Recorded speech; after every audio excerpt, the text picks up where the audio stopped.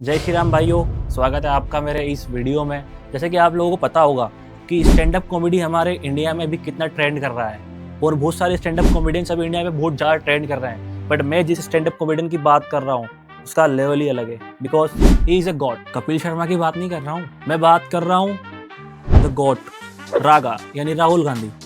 Picture चालू करो बे। ऐसी मशीन लगाऊंगा, इस साइड से आलू घुसेगा, उस साइड से सोना निकलेगा। This morning, I got up at night. Coca Cola company को शुरू करने वाला एक शिकंजी बेचने वाला व्यक्ति था।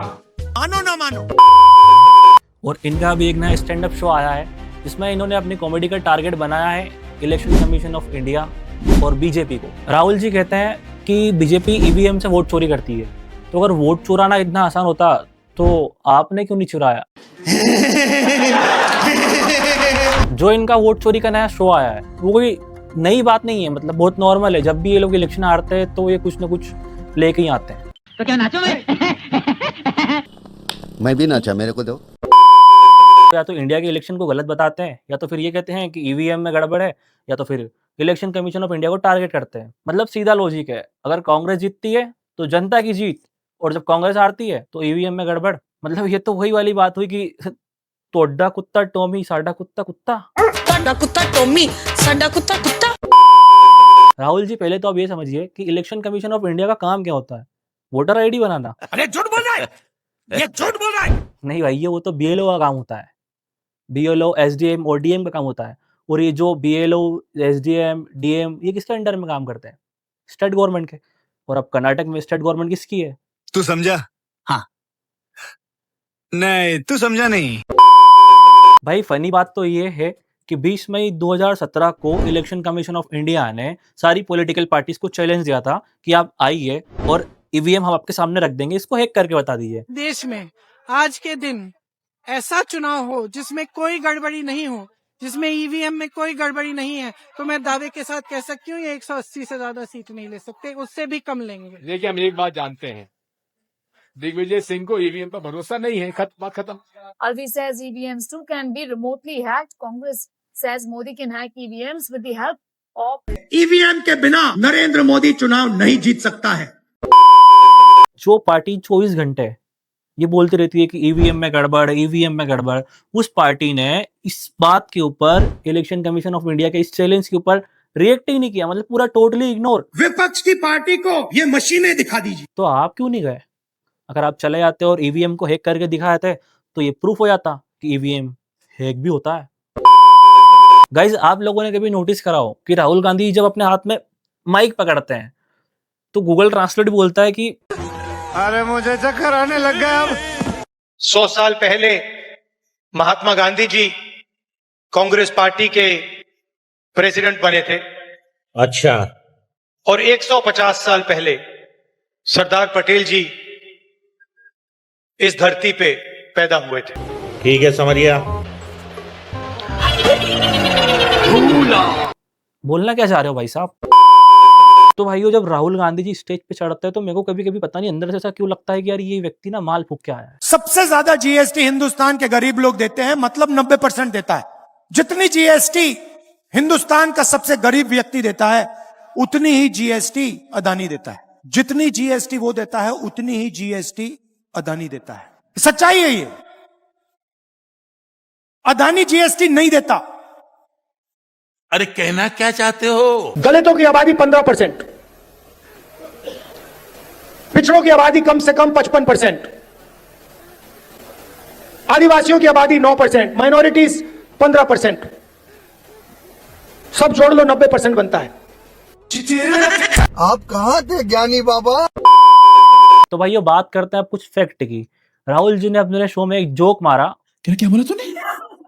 सॉरी, मतलब जोक नहीं, एक प्रूफ दिया कि महाराष्ट्र की जो पॉपुलेशन है वो इलेक्शन के पहले 5 महीनों में 5 साल से ज्यादा ही बढ़ गई है। तो भाई आपने कैसे बोला? मतलब बोलते तो आप बहुत कुछ हो, माल फूक के। अरे एक सेकेंड, वीडियो जाए साड़ी तेल लेने। भाई मेरे को ये बताओ, माल कौन सा फूकते हो आप? मरना तेरे को डर नहीं लगता? नहीं। इस संविधान को खत्म करना चाहते हैं। सॉरी सॉरी सॉरी सॉरी देखा आपने लापरवाही का नतीजा है। तो भाइयों, इन्होंने जैसे बोला कि महाराष्ट्र की जो पॉपुलेशन है वो पिछले 5 महीने में, मतलब इलेक्शन के पहले 5 महीने में 5 साल से ज्यादा ही बढ़ गई। तो भाई सोर्स क्या है आपका बोलने का? आज मैं ऑपोजिशन का लीडर हूँ, मुझे डिटेल्स नहीं मालूम। अच्छा, तो भाई राहुल जी ये क्लेम करते हैं कि महाराष्ट्र के इलेक्शन के 5 महीने पहले महाराष्ट्र में 70 लाख लोग वोटर लिस्ट में ऐड हुए थे, but election commission of India के अकॉर्डिंग 48 लाख लोग ऐड हुए थे, जिसमें से 8 लाख लोग डिडक्ट हुए। मतलब वोटर लिस्ट में टोटल 40 लाख लोग ऐड हुए थे, जो कि बहुत नॉर्मल बात है, क्योंकि जैसे जैसे इलेक्शन नज़दीक आते हैं वैसे वैसे लोग अपने वोटर आईडी कार्ड को रजिस्टर कराते हैं, और जो नए वोटर्स होते हैं जो एलिजिबल होते हैं वो भी अपना वोटर आईडी कार्ड रजिस्टर कराते हैं। तो ये बहुत नॉर्मल बात है, ये हर स्टेट के इलेक्शन में होता है, इवन नेशनल इलेक्शन में भी होता है। बट राहुल जी ये सारी चीजें नहीं बताते। राहुल जी बताते हैं कि मैं पप्पू हूँ, बीच में ना बोल। राहुल जी बताते हैं कि इलेक्शन कमीशन ऑफ इंडिया ने मल्टीपल लोगों को एक सेम एड्रेस पर रजिस्टर्ड कर दिया है, और उन्होंने अपने एक कॉमेडी शो में एग्जाम्पल भी दिया था कि 80 लोग सेम एड्रेस पर रजिस्टर्ड है। बट भाई साहब यहाँ भी गलत निकले आप। लेके जाते हैं तो कोई बड़ा एक अलग कमरा लोग नहीं लेते हैं, एक कमरे में शेयरिंग बेसिस पर बहुत से लोग रह रहे होते हैं, उसी में वो भी रहने लग जाते हैं। हाउस नंबर 35 के ओनर जो है, ये इंपॉर्टेंट है कि ओनर कौन है। ओनर है जयराम रेड्डी नाम के एक व्यक्ति, इनके भाई गोपाल रेड्डी हमको मिले, और इंडिया टीवी को उन्होंने बताया कि ये सब लोग जिनके नाम राहुल गांधी बता रहे हैं, ये सब लोग पास की बनी आईटी कंपनियों में सिक्योरिटी गार्ड या फिर हाउस हेल्प का काम करते हैं। इन कंपनियों में काम करने के लिए आईडी प्रूफ जरूरी है। मकान मालिक से लीज एग्रीमेंट लेकर इन्होंने अपना वोटर आई कार्ड बनवा लिया, और वो सब वोटर आई कार्ड की जरूरत इनको वोट डालने से ज्यादा इस बात के लिए है कि मैं नौकरी पे दिखा पाऊं। लेकिन ये लोग ज्यादा समय एक जगह पर नहीं रहते, कुछ ही महीनों में ये मकान खाली कर देते हैं, कहीं और काम की तलाश में निकल जाते हैं। लेकिन वोटर आई कार्ड इसी मकान में बना हुआ था, और वो बना रहता है, और वो बहुत सारे लोगों का बना रहता है। तो भाइयों राहुल जी का अगला जोक नहीं मतलब क्लेम, इनका अगला क्लेम एक बंदे का है जिसने पैरेलली 3 जगह से वोट डाला है, और उस बंदे का नाम है आदित्य श्रीवास्तव। जब मीडिया ने आदित्य श्रीवास्तव से बात की तो उन्होंने बताया और कंफर्म करा कि वो सिर्फ कर्नाटक में ही वोट डालते हैं, और महाराष्ट्र और लखनऊ से उन्होंने अपना वोटर आईडी ट्रांसफर करा लिया है। आदित्य श्रीवास्तव जी से बात हुई मेरी? जी। क्या कहना है आपका कि कितनी जगह आपका नाम रजिस्टर्ड है? लखनऊ से लखनऊ का वोटर आईडी मैंने बॉम्बे ट्रांसफर करवाया था। ये कब की बात होगी अंदाजन? 2017-2018 में सकता है कराया होगा। ठीक है, 2017 या 2018 में। जी तो नीचे अगर आप देखेंगे जो भी रिपोर्ट कर रहे हैं, मेरा voter I card number same है। जी तो ऑनलाइन जो फॉर्म है उसी से मैंने ट्रांसफर करवाया था अपना वोटर आई कार्ड। जी फिर उसके बाद में 2021 से मैं बॉम्बे छोड़ के मैं बैंगलोर आ गया। जी और अभी मैं बैंगलोर में रह रहा हूँ। तो मैंने फिर से मैंने उनकी वेबसाइट पे जाके तो मैंने फॉर्मेट मैंने भर दिया, मेरे पास में नया वोटर आई कार्ड आ गया। और जब भी आदित्य श्रीवास्तव एक स्टेट से दूसरे स्टेट में शिफ्ट हुए तो उन्होंने अपना जो आईडी कार्ड है, वोटर आईडी कार्ड है, वो एक ऑनलाइन लीगल मेथड के थ्रू ट्रांसफर कराया है, और उन्होंने ये कंफर्म करा है कि उन्होंने हर इलेक्शन में सिर्फ एक ही जगह वोट दिया। और ये बहुत कॉमन बात है, क्योंकि जब भी कोई पर्सन एक स्टेट से दूसरे स्टेट में शिफ्ट होता है तो उसको अपना वोटर आईडी कार्ड ट्रांसफर कराना होता है, जिसके लिए आपको इलेक्शन कमीशन ऑफ इंडिया का फॉर्मेट फिल करना होता है, जिसके बाद आपको सेम वोटर आईडी कार्ड किसी और स्टेट में अलॉट कर दिया जाता है। बेसिकली आपका बस ट्रांसफर हो जाता है, सेम उसी तरह जिस तरह राहुल गांधी इलेक्शन हारने के बाद में थाईलैंड ट्रांसफर हो जाते हैं। अरे बाप रे, ये तो धोती खोल रहा है।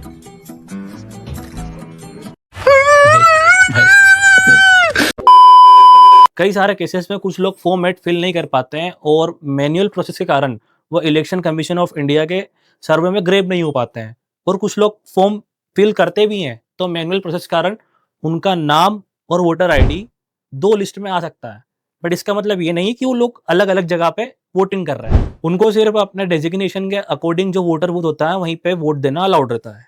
भाई आपका इतना अच्छा पॉलिटिकल बैकग्राउंड है, आपके फैमिली मेंबर्स भी सारे पॉलिटिक्स से ही बिलोंग करते हैं, तो आपको इतना नॉलेज तो होना चाहिए ना यार। मैं राजनीतिक परिवार में पैदा हुआ, चुनाव समझता हूं। अच्छा, 20 साल से मैं स्वयं चुनाव लड़ रहा हूं।